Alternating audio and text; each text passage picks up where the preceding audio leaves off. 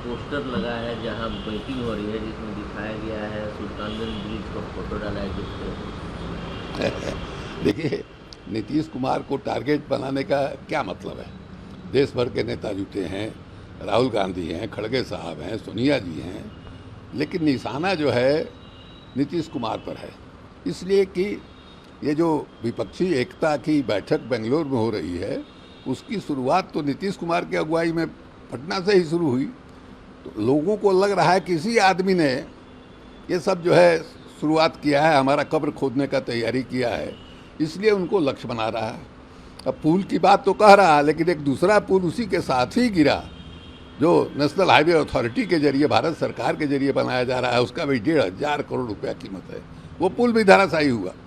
बिहार सरकार का जो पुल बन रहा था उस पर जो है डिप्टी चीफ मिनिस्टर, विभागीय मंत्री, उन्होंने रुड़की के इंजीनियरिंग कॉलेज के एक्सपर्ट लोगों से यानी जांच करवाया, क्यों गिरा, पता लगा कि डिजाइन की गलती है, उसको ठीक किया जा रहा है।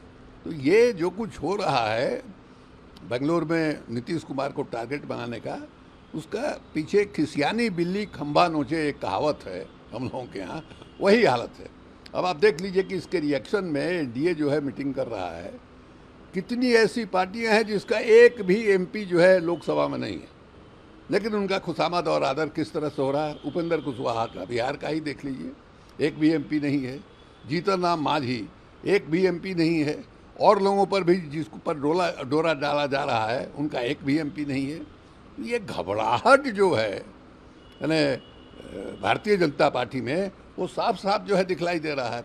देखिएगा पूरा लिस्ट अगर देखिएगा कि एनडीए के साथ कौन कौन हैं, तो अधिकांश लोग जो है आपको दिखाई देंगे जिसमें वो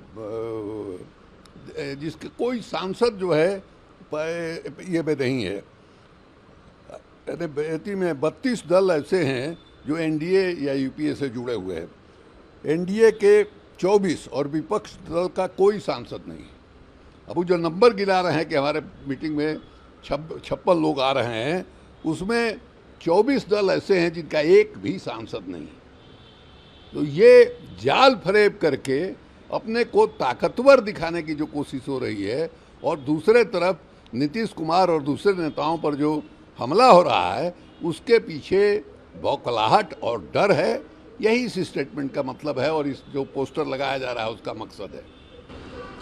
ये जयराम रमेश कहते हैं कि जो पटना में मीटिंग हुई उसके बाद बीजेपी बौखला गई है एकदम। भाई वही हम भी कह रहे हैं। एक और सवाल है शिवानंद तिवारी जी, जो बंगाल में पंचायत चुनाव हुआ उसको लेकर बीजेपी ने फिर कमेटी बना दी है। ठीक है, जांच कराएं। महिलाओं की कमेटी उन्होंने बनाई है, जांच कराएं। उसमें जांच कराने में किसने रोका है? आपको अधिकार है जांच कराने का। वहाँ आपके गवर्नर जो है बैठे हुए हैं, वो हर कदम पर जांच और निगरानी कर रहे हैं। बात बात पर हाई कोर्ट में लोग जा रहे हैं। हाई कोर्ट ने भी इसमें दखल दिया। जो चुनाव हुआ उसमें हाई कोर्ट ने सीधे कहा कि नहीं साहब, पारामिलिट्री फोर्स के निगरानी में जो है चुनाव होगा, उसके देख रेख में चुनाव होगा। वही हुआ। तो इसमें टीएमसी या ममता बनर्जी का कहाँ दोष है भाई? आप ये पता कीजिए कि जो पारामिलिट्री फोर्स इतनी बड़ी संख्या में गया, उसका इस्तेमाल बेहतर ढंग से क्यों नहीं भारत सरकार के लोगों ने या गवर्नर साहब ने किया? ये जो है जांच करने की विषय है। ये तो टोटल गवर्नर की फेलियर है, भारत सरकार की फेलियर है।